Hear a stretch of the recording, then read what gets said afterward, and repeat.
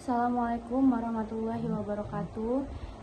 Izin memperkenalkan diri, nama saya Yusinta Aryani dengan NPM 25130250014. Saya dari kelas PTI 25B. Saya di sini akan mempresentasikan tentang analisis strategi manajemen proses, penjadwalan, dan sinkronisasi pada sistem operasi Windows 10.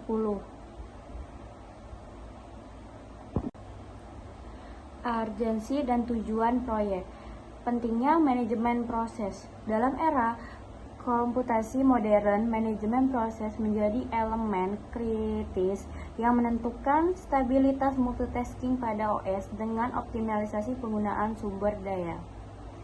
Analisis perilaku proses bertujuan untuk mempelajari bagaimana proses berjalan secara real-time di Windows 10, termasuk dinamika interaksi CPU. Evaluasi algoritma penjadwalan, mengukur efisiensi algoritma penjadwalan CPU secara komparatif guna menentukan pendekatan terbaik untuk berbagai skenario aplikasi. Simulasi mitigasi range condition, menganalisasi kondisi kompetisi antar proses dalam mengakses data bersama secara simultan dan penerapan solusi efektif untuk menjaga konsistensi data. Anatomi deadlock, mengeksplorasi skenario deadlock termasuk penyebab, dampak, dan solusinya dengan fokus pada optimalisasi kinerja sumber daya dalam OS modern. Kemudian ada metode observasi real-time. Teknik pengamatan menggunakan Windows Task Manager membantu memahami bagaimana proses berjalan secara langsung selama waktu 60 detik observasi. Proses ditinjau secara real-time untuk merekam perubahan dinamika CPU, penggunaan serta alokasi memori. Penggunaan Windows Task Manager memastikan data yang diambil bersifat transparan dan mendalam melalui sistem log tanpa intervensi pihak ketiga. Kemudian ada parameter data yang dikumpulkan. Nama proses dan PID adalah dasar identifikasi yang digunakan dalam analisis. Nama proses menunjukkan aplikasi, sedangkan PID unik untuk setiap eksekusi. Persenan CPU usage diukur sebagai burst time, memberikan gambaran kinerja setiap proses selama masa observasi. Alokasi memori mencerminkan penggunaan sumber daya untuk mendeteksi aplikasi multitasking yang boros. Kemudian ada langkah validasi keaslian data. 1. Data hasil observasi divalidasi dengan rekaman video timestamp untuk memastikan keaslian waktu dan urutan proses yang diamati. Yang kedua, proses validasi mencakup verifikasi manual terhadap tabel hasil data untuk memastikan tidak ada penyimpanan atau modifikasi. Yang ketiga, observasi didesain tanpa pengaruh data eksternal untuk menjaga objektivitas dengan fokus pada penggunaan perangkat langsung untuk keakuratannya.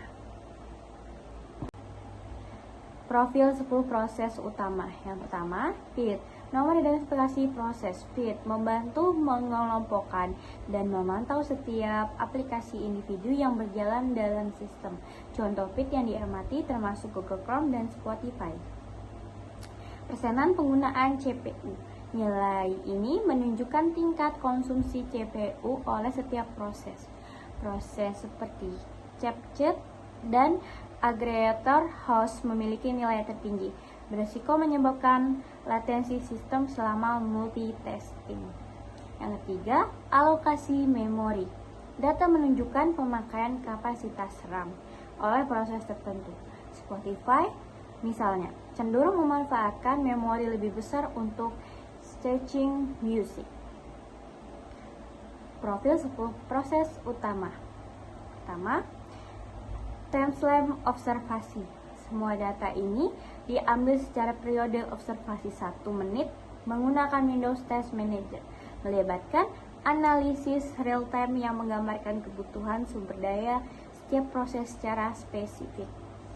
Yang kedua, identifikasi beban tertinggi. Analisis awal menunjukkan bahwa agregator host dan capcut adalah penyebab utama latensi karena mereka mendominasi penggunaan CPU lebih dari 20% pada waktu bersamaan.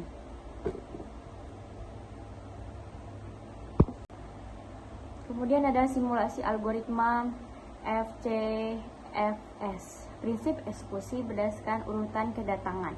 Setiap proses dijalankan sesuai waktu kedatangannya, tanpa mempertimbangkan durasi burst time-nya. Visualisasi Gantt chart menyajikan urutan eksekusi proses dengan diagram sehingga mempermudah analisis waktu dimulai dan waktu selesai proses. Analisis teknis dihasilkan nilai start time, completion time, dan turnaround time untuk tiap proses memudahkan evaluasi algoritma.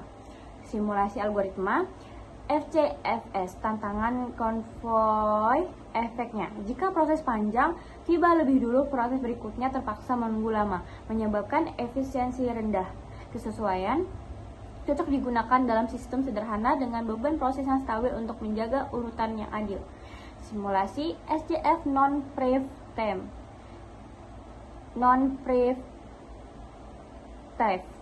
Burst time pendek diprioritaskan.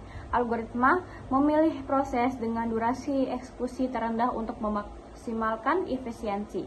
Visualisasi tabel WT dan TAT menampilkan waktu tunggu dan waktu menyelesaikan proses secara rinci, mendukung analisis kuantitatif. Optimalisasi waktu tunggu dengan mendahulukan proses pendek, algoritma mengurangi rata-rata waktu tunggu secara signifikan. 4. Kelebihan memberikan efisiensi tinggi dalam skenario dengan banyak proses pendek dibanding algoritma lain seperti FCFS. Kekurangannya, tidak cocok untuk proses yang membutuhkan eksekusi jangka panjang karena dapat menyebabkan starvation. Simulasi round robin preemptive. Parameter quantum time menerapkan nilai batas waktu eksekusi per proses untuk memastikan pembagian waktu adil. Modifikasi burst time. Burst time awal dipecah sesuai quantum time, ditambah konteks pergantian proses menggunakan time sesuai tabel perputaran BT. Menampilkan sisa durasi proses setiap putaran, memberikan transparansi pada tindakan preemptive CPU. Overhead switching. Seringnya pergantian proses meningkatkan overhead sehingga mengurangi efisiensi untuk jumlah besar proses. Efisiensi dan keseimbangan. Algoritma ini menyeimbangkan antara responsivitas dan waktu tunggu pada lingkungan multitasking. Kemudian tabel kompresi efisiensi algoritma. Perbandingan algoritma FCFS. FCFS memprioritaskan proses berdasarkan waktu kedatangan mereka. Dalam kasus ini menghasilkan average waiting time sebesar 19,1 detik. Namun memiliki kelemahan berupa convoy effect di mana proses dengan burst time besar memperlambat seluruh antrian. Efisiensi algoritma SJF. SJF memilih proses dengan burst time terpendek terlebih dahulu. Dengan implementasi SJF non-preemptive AWT hanya sebesar 13,8 detik yang terbukti 27% lebih efisiensi dibanding FCFS. Yang ketiga, kinerja round robin dengan kuantum. Algoritma round robin quantum time menghasilkan AWT sebesar 5,6 detik. Namun dengan overhead tinggi karena frekuensi konteks switching yang intensif, hal ini membuat performnya kurang optimal dibanding algoritma lainnya.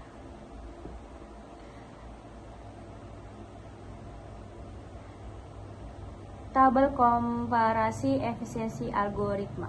Hubungan data dan efisiensi berdasarkan pengujian data real time. SJF terbukti memberikan hasil terbaik dalam mengurangi waktu tunggu, khususnya pada sistem dengan rasio proses panjang dan pendek yang tidak seimbang. Kesimpulan analisis, SJF memiliki efisiensi tertinggi dalam skenario ini, diikuti oleh FCFS sebagai alternatif adil, sedangkan round robin menjadi kurang ideal akibat overhead yang tidak terkendali pada proses panjang.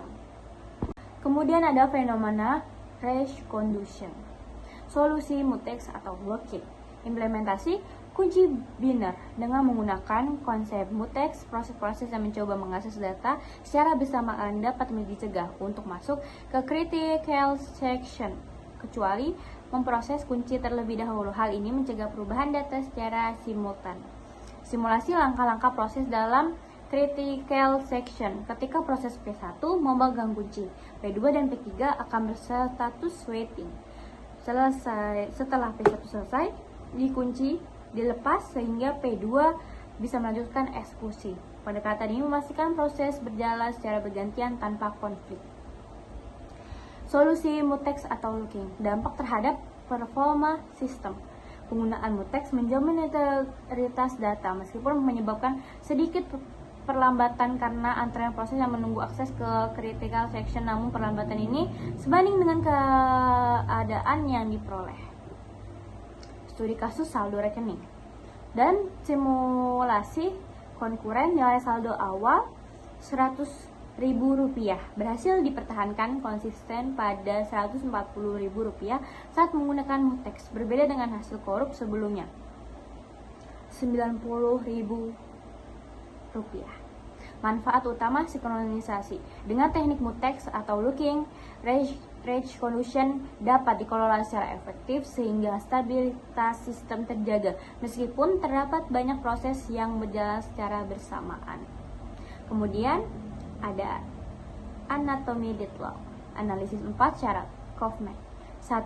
Mutual exclusion. Setiap research hanya dapat digunakan oleh satu proses dalam satu waktu, seperti perangkat keras, printer, disk, dan lain-lain yang bersifat eksklusif. Hal ini mutlak untuk menghindari konflik akses tetapi juga menjadi fondasi terjadinya deadlock. Yang kedua, halt and wait. Proses ini memungkinkan untuk memegang satu research sambil meminta research lain tanpa melepaskan yang sedang digunakan. Sebagai contoh, Word menahan akses ke printer sambil menunggu akses disk, menciptakan potensi kebuntuan. Yang ketiga, no preemption. Sistem operasi tidak dapat menarik research secara paksa dari proses yang sedang menggunakannya. Ini mempertahankan stabilitas proses, tapi memperbesar resiko deadlock saat ada permintaan konflik yang tak terpenuhi.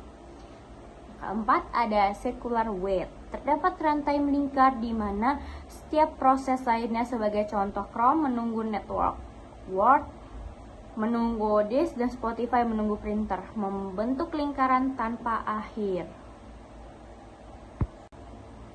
Kemudian menganalisis signifikansi SDF dalam mengurangi waktu tunggu. Algoritma SDF diakui sebagai metode yang paling optimal dalam meminimalkan waktu tunggu karena memprioritaskan proses yang memiliki burst time terpendek. Berdasarkan simulasi, SDF mampu memberikan rata-rata waktu tunggu yang lebih rendah hingga 27% dibandingkan dengan FCFS. Pendekatan ini sangat berguna dalam skenario multitasking untuk memastikan efisiensi yang lebih baik pada Windows 10. Dampak penyesuaian nilai kuantum pada kinerja round robin. Pemilihan nilai kuantum yang kecil meningkatkan responsivitas sistem, tetapi dapat menimbulkan overhead akibat terlalu banyak konteks switching. Sebaliknya, kuantum yang besar mengurangi frekuensi pergantian proses, tetapi dapat menyebabkan proses dengan durasi pendek mengalami pendanaan yang signifikan. Kemudian, oleh karena itu, nilai kuantum yang optimal harus disesuaikan dengan karakteristik beban kerja sistem untuk menjaga keseimbangan antara efisiensi dan kecepatan. Tantangan dalam menghindari kebuntuan karena permintaan sumber daya yang dinamis. Permintaan sumber daya yang tidak terduga oleh aplikasi adalah salah satu penyebab utama terjadinya deadlock. Yang kedua, Windows 10 sebagai sistem operasi multitasking terus menghadapi tantangan dalam menjaga alokasi sumber daya secara adil, terutama saat perangkat keras dipakai oleh beberapa aplikasi sekaligus. Yang ketiga, implementasi solusi sinkronisasi seperti mutex atau algoritma deadlock prevention dapat membantu mencegah kebuntuan tetapi juga berpotensi memperlambat performa sistem secara keseluruhan. Kemudian ada penutup dan rekomendasi. Kesimpulannya, proses manajemen yang tepat sangat efisiensi untuk menjaga stabilitas sistem operasi Windows 10. Hal ini mencakup penjadwalan dan sinkronisasi sebagai komponen utama agar sistem tetap responsif dalam menghadapi tantangan multitasking modern. Saran pengguna disarankan untuk memanfaatkan pengelolaan CPU manual melalui aplikasi bawaan seperti Task Manager atau perangkat lunak pihak ketiga. Hal ini dapat membantu mengatasi potensi deadlock terutama pada perangkat dengan spesifikasi terbatas. Terima kasih atas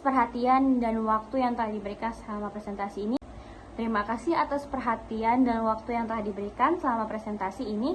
Semua input, komentar, dan saran dari audiens sangat berarti bagi penyempurnaan hasil analisis ini. Terima kasih. Assalamualaikum warahmatullahi wabarakatuh.